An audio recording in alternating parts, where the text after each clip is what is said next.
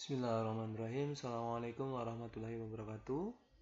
Bapak Ibu, saya akan mencoba untuk membuat tutorial atau pemanduan bagaimana cara pengisian rapot project penguatan profil pelajar Pancasila pada aplikasi Rapot Kurikulum Merdeka SSA versi 1.2. Baik Bapak Ibu, yang harus kita lakukan adalah yang pertama, setelah kita sebelumnya sudah mengisi data pada identitas sekolah, kemudian sudah kita isi data di bagian data siswa, juga sudah kita isi data pada rapot intrakurikuler sebelumnya, kemudian juga kita sudah isi semua nilai-nilainya ini, nilai rapot intrakurikulernya. Bapak Ibu bisa lanjutkan dengan menggunakan atau pengisian rapot P5-nya. Bapak Ibu sekali lagi bisa menggunakan menu yang ada di sini, atau Bapak Ibu juga bisa menggunakan menu-menu yang ada di atas. Nah, silakan sesuaikan dengan kesukaan Bapak Ibu atau kenyamanan Bapak Ibu. Nah, baik Bapak Ibu, yang harus kita lakukan adalah yang pertama, jika Bapak Ibu ingin melihat dimensinya, silakan klik dimensi P5. Nah, di sini ada dimensi dari 6 dimensi, semua ada di sini. Kemudian capaian fase juga ada di sini. Nah, ini hanya untuk kita lihat, kita sesuaikan nanti. Nah, Bapak Ibu, untuk rapot P5, yang pertama yang harus kita lakukan adalah melakukan skenario project pelajar Pancasila atau membuat istilahnya skemanya. Yang pertama Bapak Ibu, di sini ada nama projectnya. Silakan Bapak Ibu tuliskan nama project. Nama project ini judulnya ya Bapak Ibu. Jadi kalau di SD itu rata-rata menggunakan 2 tema, tapi Bapak Ibu masukkan judulnya di sini. Saya berikan contoh di sini, menanam asik dengan botol bekas plastik. Itu yang saya lakukan di sekolah kami. Kemudian Bapak Ibu bisa selanjutnya mengisi deskripsi singkat dari project 1 itu tadi. Bapak Ibu, di sini ada keterangan maksimal ada 600 karakter. Jadi jangan terlalu banyak ya Bapak Ibu deskripsinya. Cukup deskripsi singkatnya yang menggambarkan daripada project yang dilakukan Bapak Ibu. Nah, kemudian Bapak Ibu, di sini ada pilihan dimensi. Jadi di dalam satu project itu terdapat berapa dimensi yang Bapak Ibu tanamkan atau yang Bapak Ibu ambil. Nah, misalnya saya berikan contoh di sini 2 dimensi. Nah, diisi 2 dimensi di sini. Kemudian subelemen dimensi. Jadi tadi di bagian dimensi ya Bapak Ibu, kita lihat lagi. Nah, ini dimensinya. Dimensi misalnya contoh di sini ada dimensi beriman, bertakwa kepada Tuhan Yang Maha Esa dan berakhlak mulia. Kita pilih berapa subelemen yang akan kita gunakan. Nah, di sini ada subelemen mencintai Tuhan dan seterusnya. Kira-kira berapa subelemen yang akan kita gunakan gitu Bapak Ibu. Nah, kita lanjutkan. Nah, subelemen yang kita gunakan contohnya di sini ada 4 atau 3. 4 deh, 4. Nah, jadi setelah ini selesai, kita ambil 4, sesuaikan dengan jumlah dimensi yang ada di dalam tema yang Bapak Ibu laksanakan. Nah, kemudian di sini Bapak Ibu kita sesuaikan dimensi yang pertama. Contohnya di sini saya menggunakan misalnya dimensi berkebinekaan global. Di dalam tema yang saya laksanakan di dalam kelas atau modul P5-nya, di situ saya akan menanamkan dimensi berkebinekaan global dengan subelemen. Kita bisa pilih, jangan lupa diganti kalau misalnya dimensinya ganti, tentunya di sini harus diganti ya Bapak Ibu. Mendalami budaya, kemudian di sini saya pilih berkomunikasi antar budaya. Silakan sesuaikan dengan kebutuhan Bapak Ibu di sekolah. Kemudian di sini saya pilih menyalakan budaya, menyelaraskan perbedaan budaya. Nah, secara otomatis target pencapaian di akhir fase, kebetulan di sini kelas 4 fase B, di sini akan muncul. Nah, ini nanti akan muncul di rapot P5 anak-anak ya Bapak Ibu.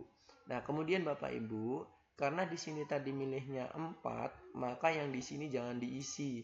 Kalau seandainya terlanjur sudah diisi sebelumnya, silakan Bapak Ibu bisa dihapus atau dikosongkan.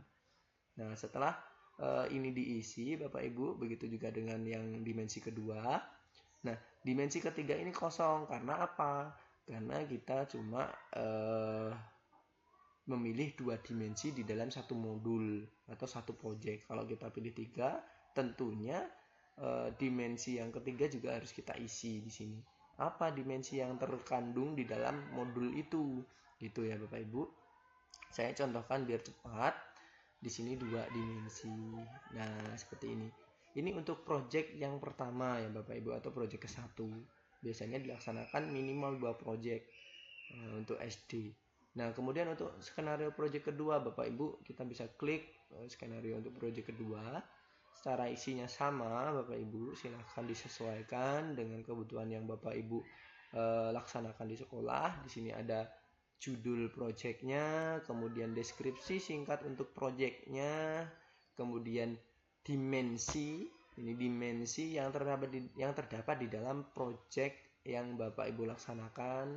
Di sini ada sub-elemennya, kemudian di sini ada capaian fase. Untuk capaian fase ini secara otomatis akan muncul Bapak Ibu sesuai dengan dimensi dan sub-elemen yang Bapak Ibu pilih. Nah, Bapak Ibu setelah Bapak Ibu selesai mengisi skenario project, Bapak Ibu bisa langsung memasukkan penilaian. Nah, penilaian project yang Bapak Ibu laksanakan. Tentunya jika Bapak Ibu melaksanakan 2 project, yang Bapak Ibu isi hanya project 1 dan project kedua. Nah, project ke-1 dulu deh ya Bapak Ibu.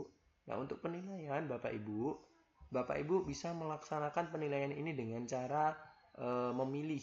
Nah, di sini ada keterangan BB, MB, BSH, dan SB, di mana BB ini adalah belum berkembang, kemudian MB ini mulai berkembang, kemudian BSH ini berkembang sesuai harapan, sementara SB ini adalah sudah sangat berkembang. Nah, silakan Bapak Ibu masukkan penilaian ini sesuai dengan capaian anak-anak. Misalnya ternyata anak-anak ini pada tema pertama atau proyek pertama dengan judul menanam asik dengan botol bekas plastik ini di dimensi berkebinekaan global pada elemen pertama itu sudah sangat berkembang. Silahkan klik pada bagian kolom atau sel SB. Alif Surya Khairuddin ternyata sudah sangat berkembang. Lalu Bapak Ibu, jika di bagian sel lain terisi, silahkan klik, maka dia akan secara otomatis terhapus jika makronya sudah aktif.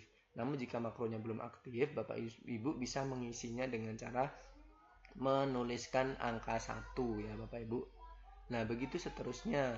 Misalnya di sini juga sangat berkembang, kemudian kebetulan yang Aulia Rahma ini ternyata mulai berkembang, silahkan isikan sesuai dengan yang Bapak Ibu laksanakan.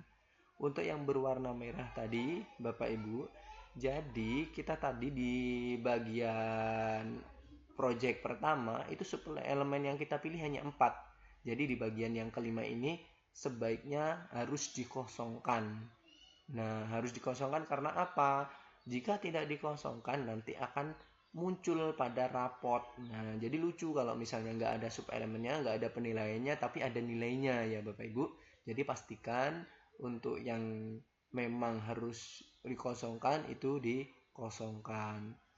Nah, begitu juga dengan yang sebelah sini ya Bapak Ibu pada dimensi bergotong royong. Kebetulan dimensi bergotong royong tadi juga kita memilihnya ada 4 sub-elemen. Jadi 4 sub-elemen inilah yang akan kita isi. Nah, sisanya kita kosongkan. Nah, di sini ada dimensi yang ketiga, karena dimensi ketiga tidak kita pilih. Di bagian modul kita yang kita laksanakan di sekolah itu ternyata cuma memuat 2 dimensi, maka di dimensi ketiga ini kita pastikan kosong. Jangan sampai ada checklist seperti ini ya Bapak Ibu. Kalau misalnya ada checklist seperti ini nanti akan muncul pada rapot. Nah, begitu. Pastikan dibersihkan. Nah, setelah Bapak Ibu selesai mengisi nilai di bagian project pertama, Bapak Ibu lanjutkan pengisian nilai pada, saya ulangi, Bapak Ibu bisa melakukan penilaian ke project berikutnya atau project kedua dengan cara yang sama Bapak Ibu. Silakan sesuaikan. Kemudian setelah project 1, project kedua juga sudah ternilai, Bapak Ibu bisa melanjutkan dengan memberikan catatan project. Ya, catatan project ke-1 apa? Kemudian di sini adalah catatan pada saat proses melaksanakan kegiatan project yang Bapak Ibu laksanakan di kelas atau di sekolah Bapak Ibu.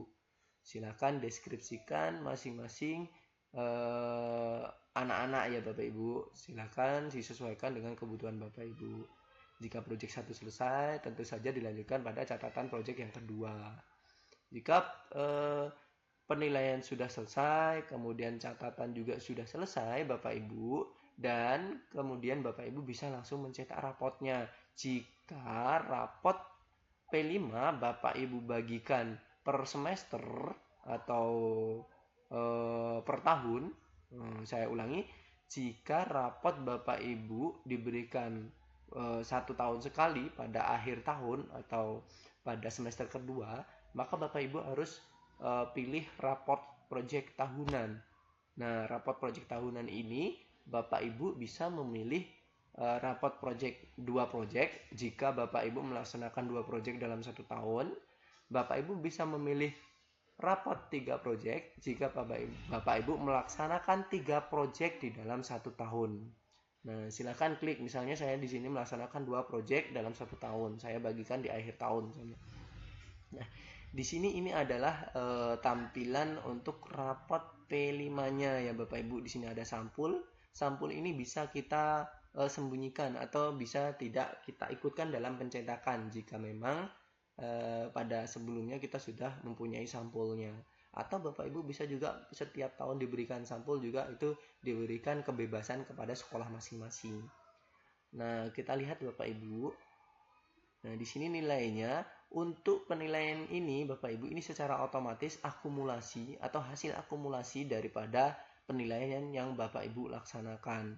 Di sini BSH belum berkembang, sudah berkembang, kemudian berkembang sesuai harapan, kemudian SB itu sangat berkembang. Ini di sini ada keterangannya Bapak Ibu. Silakan sesuaikan, pilih mana dulu atau siswa mana yang akan dicetak. Tinggal klik bagian anak panah di sini Bapak Ibu. Di sini sudah ada nilainya, dan checklist ini Bapak Ibu akan muncul sesuai dengan penilaian yang Bapak Ibu lakukan di awal tadi di bagian penilaian. Nah, contoh di sini Alif Surya. Nah, Alif Surya tadi sangat baik pada bagian kebinekaan global. Kemudian juga si siapa Andika Prastya ini dan seterusnya ya Bapak Ibu. Nah, kemudian Bapak Ibu setelah ini selesai, Bapak Ibu bisa langsung mencetaknya. Atau jika Bapak Ibu ingin melihat hasil cetaknya terlebih dahulu, Bapak Ibu bisa klik print preview. Klik print previewnya. Nah, kemudian jika Bapak Ibu merasa ini belum sesuai, silahkan Bapak Ibu sesuaikan. Seperti ini ya Bapak Ibu.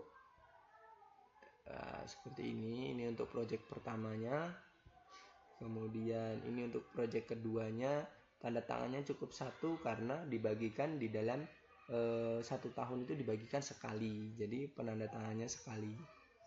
Nah, jika Bapak Ibu ini ternyata ditemui permasalahan di dalam pencetakan, misalnya terlalu besar atau terlalu kecil, silakan disesuaikan pada bagian scale-nya atau skalanya ya Bapak Ibu. Misalnya terlalu kecil, coba dibesarkan misalnya. Silakan Bapak Ibu besarkan. Nah, misalkan 100% kita lihat apakah terjadi terpotong. Nah, seperti ini Bapak Ibu, terpotong misalnya. Terpotong tapi di sini udah tepat nih, misalnya sudah tepat tapi di bagian samping terpotong. Maka yang harus dilakukan Bapak Ibu tinggal menyesuaikan saja dengan menggeser pada bagian headingnya Bapak Ibu. Nah, seperti ini kan terpotong ya Bapak Ibu, padahal ininya udah pas misalnya Bapak Ibu, atau terlalu besar bisa Bapak Ibu kecilkan. Kalau tapi Bapak Ibu misalnya sini udah merasa pas tapi di sininya kepotong, silakan Bapak Ibu bisa mengaturnya dengan cara dikecilkan ininya, Misalnya tadi 95 itu terlalu kecil, maka 97% misalnya. Kita lihat dulu. Nah, jika 97% ini terpotong tapi sudah pas, Bapak Ibu bisa melakukan pengecilan di bagian heading menggunakan headingnya ya Bapak Ibu. Nah, di sini kita bisa kecilkan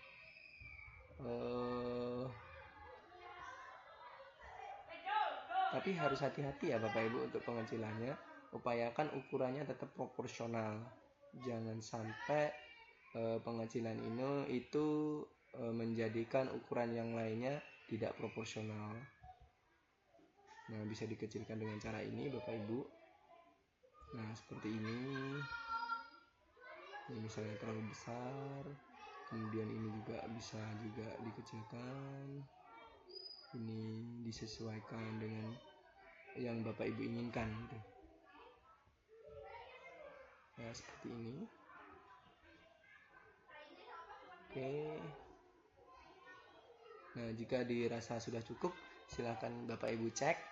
Nah, seperti ini. Jika ini sudah merasa Bapak Ibu cukup, maka silakan langsung saja Bapak Ibu bisa cetak gitu ya.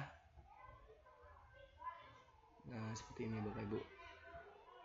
Untuk ukuran kertas Bapak Ibu, saya menggunakan settingan ukuran kertas A4. Jadi Bapak Ibu bisa menggunakan kertas A4 untuk mencetak rapotnya. Silakan dengan cara print. Di sini ada tombol print jika makronya sudah aktif. Jadi menghindari kendala, upayakan Bapak Ibu menggunakan Office 2016, 2019 atau bahkan 2007. Tidak dianjurkan menggunakan Office 2010 Bapak Ibu. Jika makronya sudah aktif, insya Allah tidak akan ada kendala. Bapak Ibu untuk mengeprint bisa menggunakan tombol print bagian bawah sini atau di bagian peralatan penunjang. Di sini juga sudah ada tombol print.